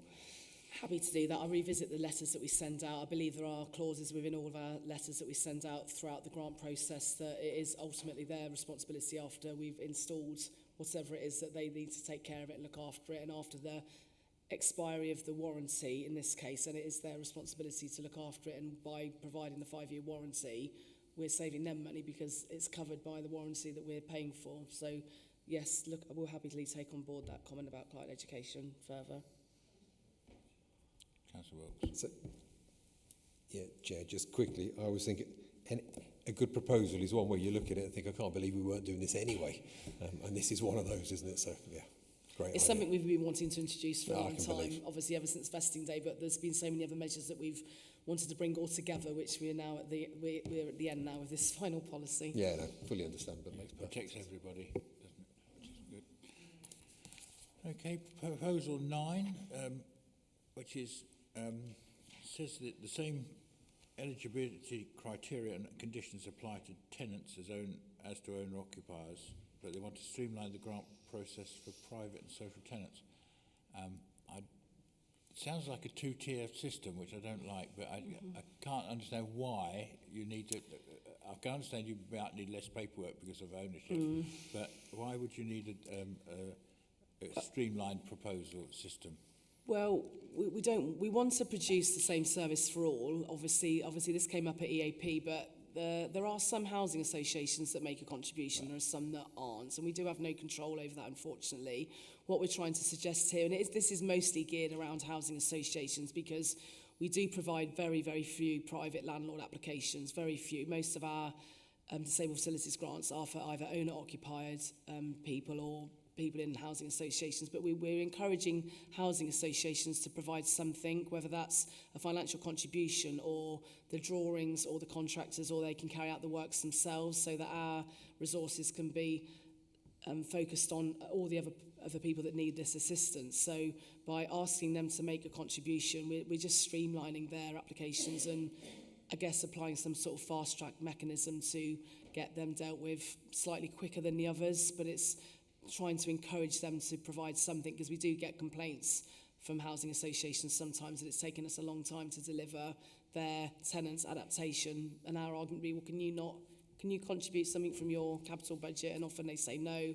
There's only one housing association that pay 50%, which is fantastic, but we are trying to work with housing associations more cleverly to encourage them to do more. So that's what this is asking, but it's not designed to make a two-tier structure. I can see why you're saying that. It's just asking them to provide something back. To provide a contribution. I don't know if they still do. Sorry? So Greatwell used to provide a contribution. That's right, they still do. Yeah. That's the one that still does, yes. Okay. Sorry. Thank you, Chair. Just a couple of quick points. I do see that I appreciate sort of what you're saying, Yeah. but I do see the benefits of obviously them being able to move a bit quicker. My only worry is that I don't know if all housing associations will be that proactive. I mean, I've come across some that are not very expedient with getting works done, and I think that would also be like a little worry. So I didn't know if there'd be some way to make sure that work is also done within, there's like some sort of agreement that it's done within a time frame. Also, I wanted to find out if there'd be any sort of safeguards to ensure that landlords don't exploit the process, i.e. like put up rent afterwards, like post-installation. I don't know if that's something that we can kind of just mitigate. And then sort of finally just trying to make sure that obviously we want to provide the same service to everybody. I don't know if we're going to follow up on that, or if we could have something as part of the process just to get some, I don't know if that happens already, but getting some sort of photos of the work, something like that sent through as just part of the process, to make sure that things have kind of been done as expected. I don't know, we want to make sure it's an efficient process for the council, because you're trying to take work away from us and the officers, but you don't want to make that more onerous, but you also want to make sure that things are delivered to a standard. So I don't know if that's something to consider. Certainly happy to consider that, yes. I mean, we provide, as I said, we provide very, very few private landlord applications, very few indeed, and we certainly don't want them to abuse the process, and we do monitor works before, during and afterwards. I can take on board and think about the safeguarding of tenants, absolutely, and look at whether, I mean, obviously I can't have any control really over whether landlords put their rents up or not, but in terms of your comment about photos, sorry, what did you mean by taking photos? Sorry, just following up after the event, do. as efficiently as possible, basically. We do that as part of the course anyway. When we do the final inspection, we always carry out a final inspection and take photos of all works anyway. So that's always done. We never just hand over money to a contractor or a housing association. Every scheme that's delivered does have a final inspection carried out at the end. That's one bit that they won't be allowed to do themselves for us. We sign it off. We would be signing off the building well. With the building control. Yes. Okay. Did I come in? Yeah. A private landlord doesn't have a statutory duty to provide something an occupational therapist said to be put in, or do they? No, they don't. And if they don't, and I've come across some people that need things like walking cells and stuff like that, and the private landlord says no, you're not having it. So would we then signpost them people to the local authority for alternative? That usually is what happens. They're rehoused, yes. If the landlord has to give consent for any works, adaptations that are done to their property. So if they have a tenant that is involved in a car accident, which is again, I'm thinking of cases that I know about, then they become disabled, they need a stair lift, they need some works, the landlord says no, then we usually work with the tenant alongside housing options and look at their housing options and get them rehoused. Yeah. Councillor Wilkes. Chair, I just make a comment. So firstly, with regards to housing associations, we all know there are good ones, there are really poor ones. I think they should all be making a contribution, to be fair. And I am all for penalising, the wrong word, but penalising those that don't make a contribution and prioritising the ones that do. What I would say is I wonder if we just want to look at the wording for it, because by saying that we're going to streamline the grant application for those that contribute, well, the opposite of streamlining is that is making something more complex. So, of course, as a housing association, I would say, so hang on, what are you saying? If I don't make a contribution, you're going to make the application more complex for me. And that's clearly not what we mean. No. We're almost saying we'll prioritise those, not streamline it, but we'll prioritise expedite the process for expedite, even better. I think we're not streamlining it because it's not more complicated for others. No. We're just doing it faster. And I would expect we're housing happy to do associations that to be change. professional about Happy it. to do that, thank Have you. the expertise. It's more the private landlords that I would be worried about. Okay, so we happy with 9? 10 is non-mandatory works. I was going to ask you some examples, but I think you said in the preamble that play equipment. It's things play like that. equipment largely, storage for medicine, certain ramps, handrails that aren't perhaps covered within the true spirit of what mandatory works is all about. It's those additional measures that assist the disabled person to live more independently within their own home. And I'm not sure whether the last 3 bullet points under alternatives, it's got the I don't know whether this is something I'm not understanding. It says the remaining lease term is not less than a period of 5 years, but we've got a 10-year period for the land charges. So is there a conflict there, or is that just am I misunderstanding? Yes. Leaseholders are eligible. The remaining lease term is not less than a period of 5 years.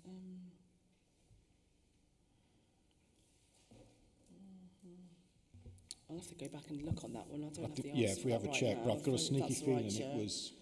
Remaining lease is not less than a period of 5 years. it was people who are leasing buildings from council.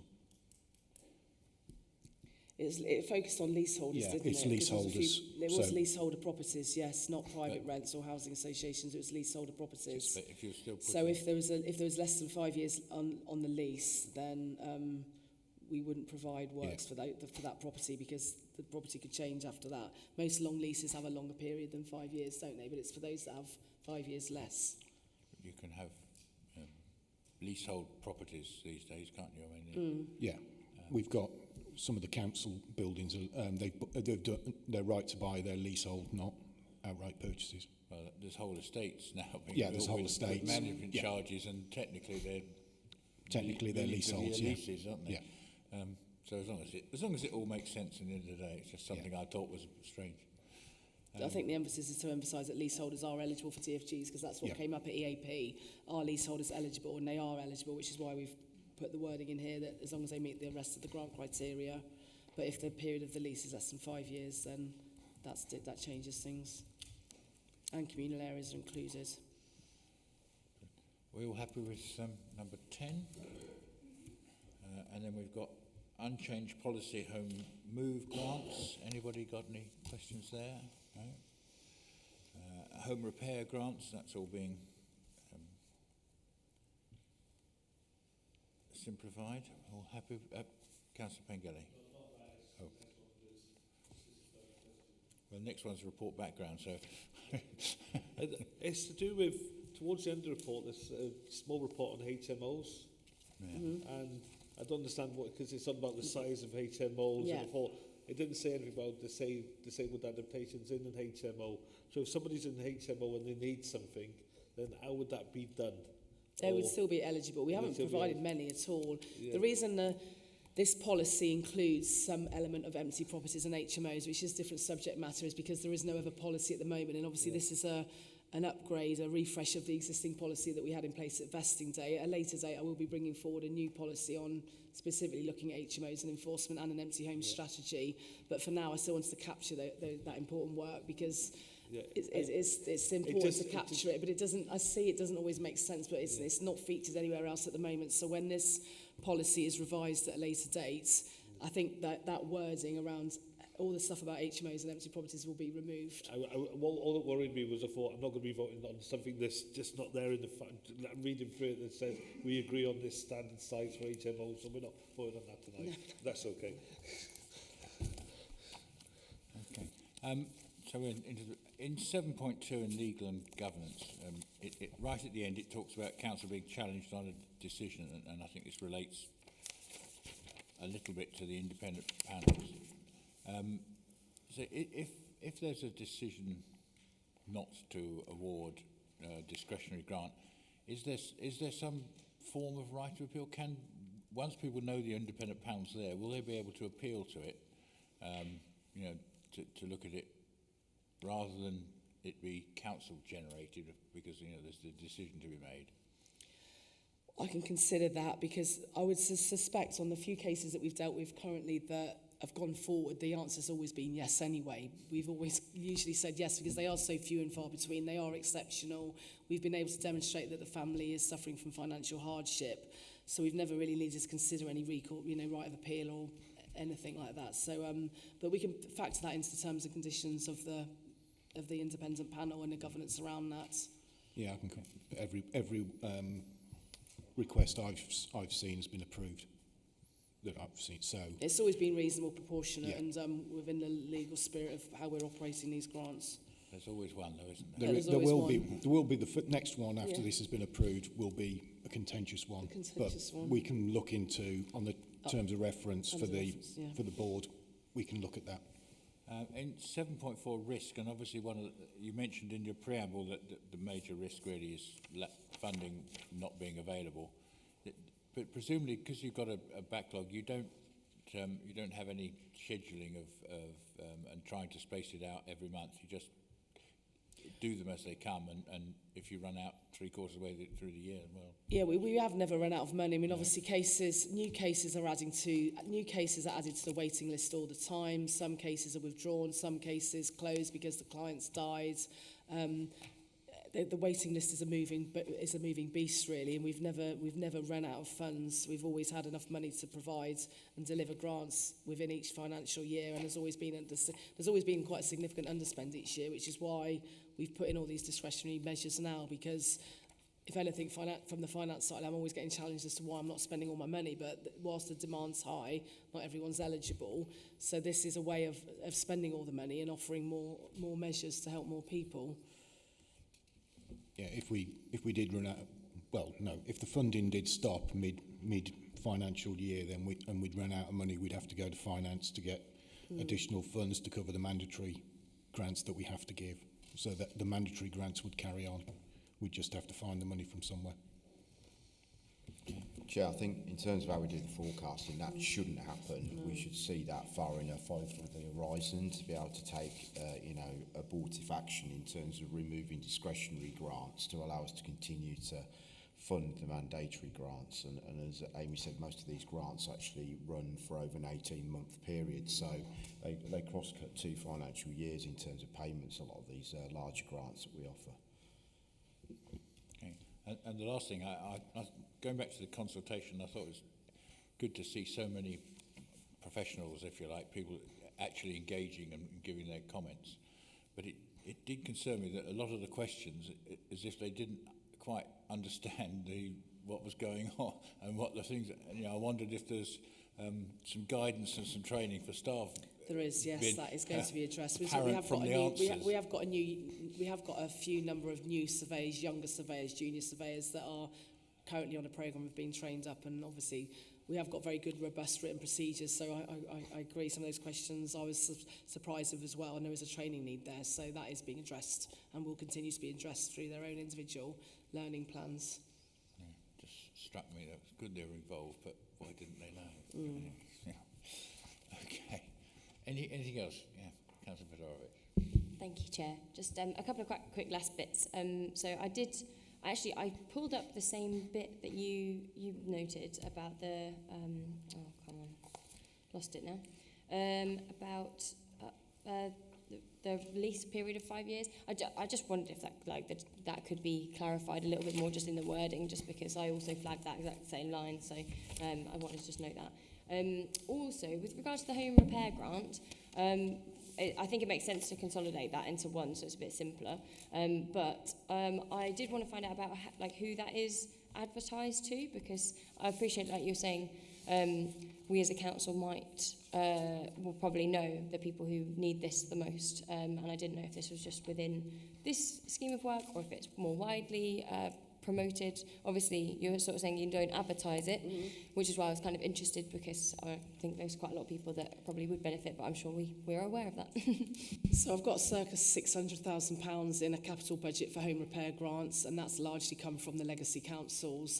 There is no other money available at the moment unless I put a bid into the Strategic Capital Board and ask for some money. So this money is from the legacy councils, and the reason we don't advertise it is probably because it would be spent quite quickly, and we want to focus it again on hardship cases, those that are in most in need. And we tend to come across these cases anyway through other areas of work, through private sector housing, where we're investigating complaints about poor housing conditions. So then we usually proactively offer these grants out to those households as we identify them, maybe through disabled facilities grants work. We identify that someone's living in a property, they need an adaptation. Actually, you know, your kitchen doesn't work, you've got, you know, your electrics are insufficient, you've got not enough lighting, energy requirements are needed. So they are designed for hardship, and we provide them as we identify them. We do receive some inquiries, but I think if we were to advertise them, the money would go quite quickly. Then we would be left with nothing, and we'd have to remove that section altogether then from the policy. So that's the reason why we don't advertise them. But we people that are generally in need and that needs help, if we don't always get complaints necessarily from the vulnerable tenant, but often through a social worker or through environmental health or through a neighbour, or we find out about these people that need help, and then we can provide it that way. Admittedly, there might be some sad cases that we don't know about, but you know, most of the time we do get referrals from other other departments or officers. Or councillors even. Pardon? Or councillors even. Or councillors, yes. Okay, so I won't go through them all, but you've got all those recommendations and things down. So Thank you. Thank you. Long, big It's piece. it's been complex, and Polly doesn't have all the answers at my fingers. It's had a long day. Big piece of work. Thank you very much for that, Thank and explaining it all, putting it in layman's terms. Thank you. So we're all happy with all those recommendations we've done. Okay, that's grand. You can breathe now. Thank you. So the last item is scrutiny forward plan, which is on page 151. So we've done the private sector. The climate change strategy was due to come, but apparently it's been moved back to February. And there was a problem because it was going to be after the date of executive. It became January. Apparently it's now not going to be ready till February, so there is now time to put it in the January meeting. And there's still one or two other bits and pieces that we're still negotiating, whether we get a briefing note or a discussion that we're all that are in there as well. Sure. Really, that's just for note. I'd like two reports to come forward, and I don't, maybe we're discussing this elsewhere, but there was a report from Nadia Link in the local democracy report in tonight's Telegraph about the rationalisation of council buildings, improvements to council buildings, massive amounts of money was spending on it. Who's been looking at that? Because I don't remember coming to this committee. So there was an asset panel that met and reported, but we've been asked to restart it or start anew with some recommendations as to exactly what you're saying. Yeah. I think Nadia your Lincoln's group got has hold of a given some report. names, but I'm not sure. Yeah, Nadia Lincoln's got hold of a report on this report. I don't know if it's going to the executive. I've read part of the executive report where I'm asking some questions, but just wondering if this is so important, is this going to be pulled forward because we're looking at spending money on it? And also, big thing for a lot of people in the town is adopted and unadopted roads. And one thing that we got told when we became one council is we're one council now. And you ride to highways and say, oh, this road's got potholes on it, nothing to do with us. And then you find out it's owned by another part of the council. And I had to explain to them yesterday about Jimmy Kane Way, I think I copied Ian into it. It's owned by the council. I was saying nothing to do with us, Gov, but it's owned by someone on the council. Somebody's getting it in the likes of the Danesholm estate, where you've got all these estates that have got massive potholes. they were owned by Corby Borough Council, not the highways. So it's something we've got to talk about and get joined up in one way or another. And that, you've said it's going to be in the future. I'd like that to be brought forward as well, please. I can think of a place I discovered that was developed by the county council 60 years ago. If it hadn't been that I knew an officer who knew, you know, who knew what had happened, I never would have found out why it was. Yeah. Go on. So just responding to yourself, Councillor Pengelly, through you, Chair. I think, I've not read the press article, but I think it's referring to an executive report that's going on Thursday to the investment into our building stock of £3.25 million. So I think that's what that news article refers to, although I haven't read it. So, well, in terms of the improvement to the buildings, that's gone through the assets panel. That's as Councillor Lawman has stated.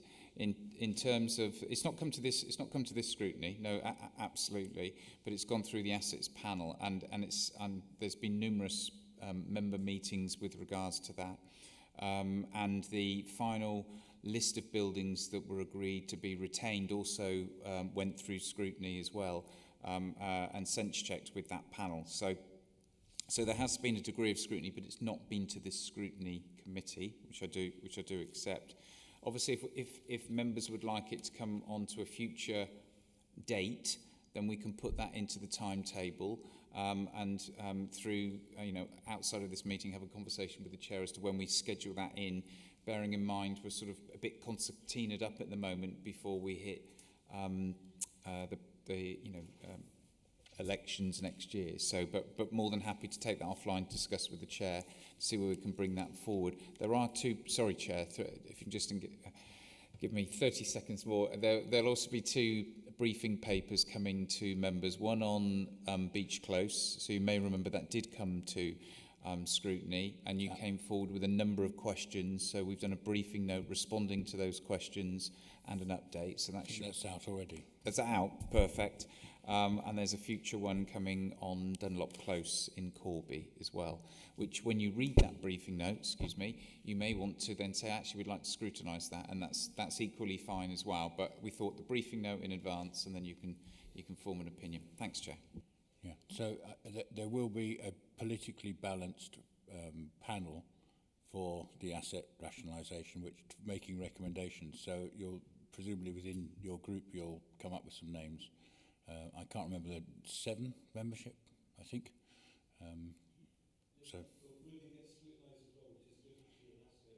And it will report back to this or the corporate one. This one. Yeah. So. There you go. Okay. Thank you. Just on a couple of other notes of things that should have come forward, but I don't believe have. 2 that I've already requested, which was home to school transport and green burials, and another which was procurement, which I have just put in, so that will probably come down the line. Well, I can deal with green burials because that's going to an EAP because there isn't a policy for us to scrutinise. So they want to get the EAP to create a potential policy. So that was agreed to go. That was some time ago. It was agreed to go to an EAP. I think the home to school transport. But that doesn't make sense. Was it agreed to have a scrutiny panel? No. I sat in the meeting where there was an agreed to have a scrutiny panel on green burials. I was there. I voted for it. I would also clarify, because Zoe is right. We have Councillor McGee. We did vote for that, but also I don't think we should have a policy. We shouldn't be putting together a policy when we don't even know if we've got relevant sites. We don't even know what our sort of view of it is. It would make more sense to have a report come forward to.